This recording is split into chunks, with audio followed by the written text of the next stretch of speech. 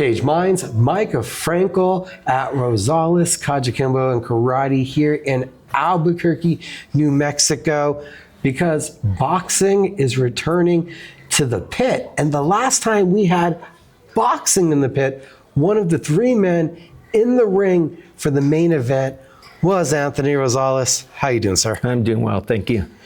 Now, I used to talk to you in these regards. Normally, it's coaches talking to me about your fighters, not talking about this past career. So to fill people in, how long were you refereeing and involved with the athletic commission? I would say about a year and a half. You know what's funny is I didn't know anything about boxing. I strictly knew everything about kickboxing. And one of the commissioners seen me refereeing, and he said, "You need to be a boxing referee." And I'm all, I don't know anything about boxing. So I kind of like blew it off. And then I went to go work up for a friend of mine, security at the fairgrounds. And he says, "Hey, you don't mind working the back? We're having a boxing show and everybody want to watch the event, you know?" And I go, "No, I don't have a problem. Put me in the back." And here's this little guy comes out doing this number. And he goes, "Hey," and I go, and he goes, "Hey, my name's Johnny Tapia." And I go, "Okay." So I'm like, okay, Johnny Tapia. I don't know who Johnny Tapia was. And then right after that, so I find out he's the semi-main event on the card of Michael Carvajal. So I'm still thinking, you know, boxing, you know, and the commissioners are after me. They want me to be officiating boxing. And I go, all right, I'll try it out. So they had me work a 4-rounder, 2 4-rounders. And then all of a sudden, you know, I'm going through my squat training in Santa Fe, and my wife's trying to get a hold of me, and she's saying, "Hey, they're trying to get a hold of you. They want you to work Danny Romero's fight at the pit." And I'm all, "What? I just only had 2 4-rounders. I don't know. They want you to buy a brand new blue shirt, bow tie, and show up." I'm like freaking out. I'm going to do this fight at the pit on ESPN, and all of a sudden, you're doing the NABF title fight for Danny Romero. And I'm all, okay. I go and I do this fight, and I'm all like, you can hear I'm so super nervous like I am now on the mic. You can hear me when I'm talking on ESPN, and it's like, I can't believe I'm doing this fight. Then Johnny comes out and fights for a world title. He ends up beating Henry Martinez for the title. All of a sudden they said, Johnny's signing with Don King.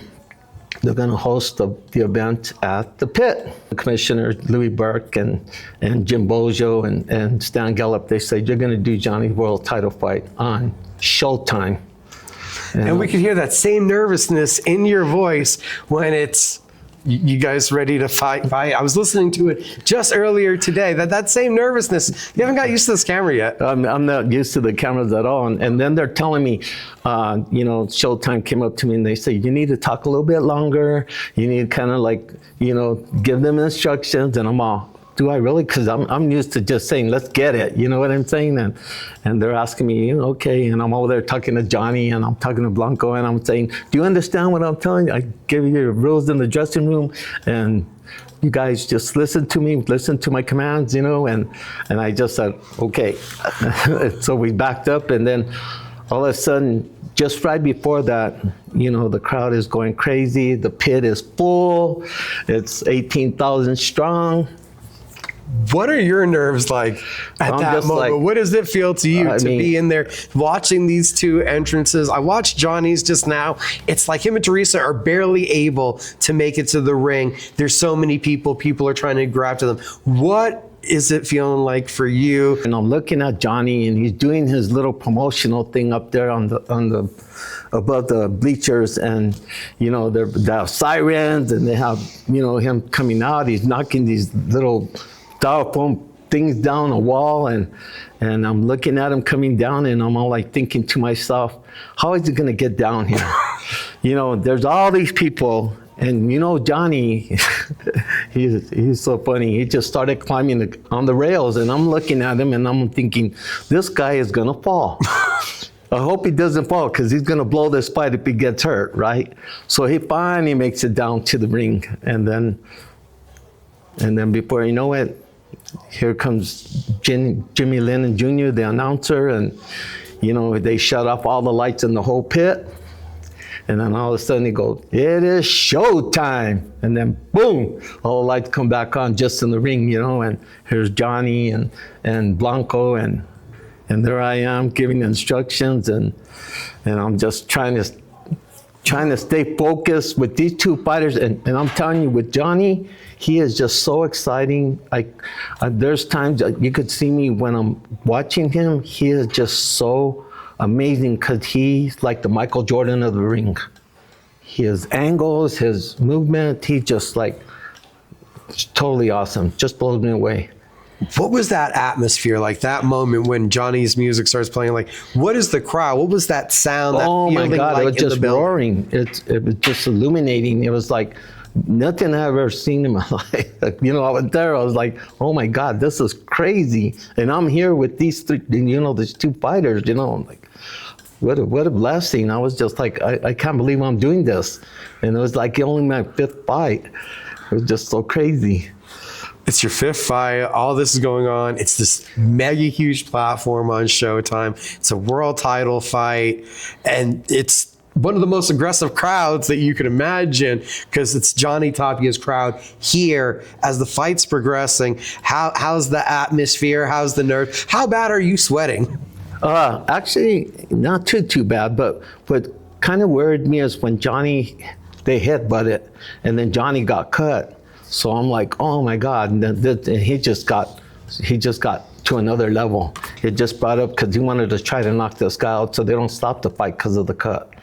And he did, he performed, Johnny's there to perform for the crowd. He just, he'll take it to 12 rounds just to show his ability and his skill, and he'll make it last. The Pit's such an iconic atmosphere. How does it compare being there for a basketball game to being in there in the center for a boxing match? Even more people able to pack in there.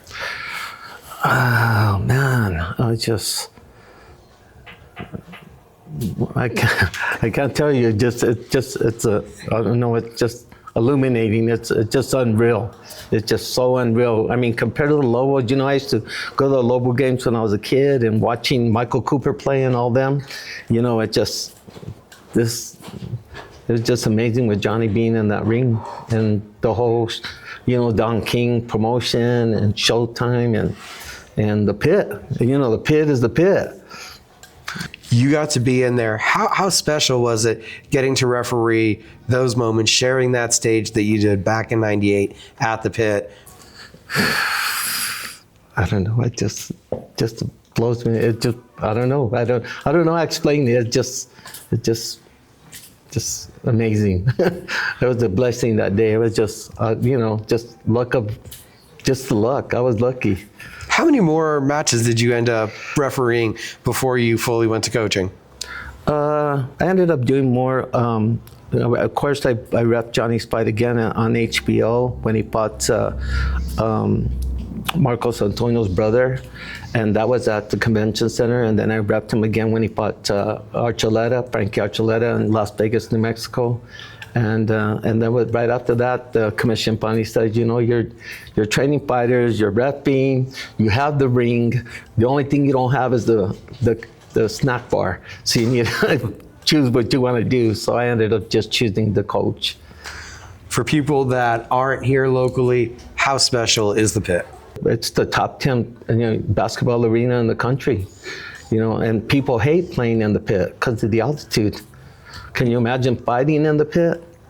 The elevation, not to mention the atmosphere of the crowd right on top of you. There's no bigger intimidation factor. Right. Thanks for taking the trip down memory lane with me, Coach. All right. Good deal. Thank you, sir.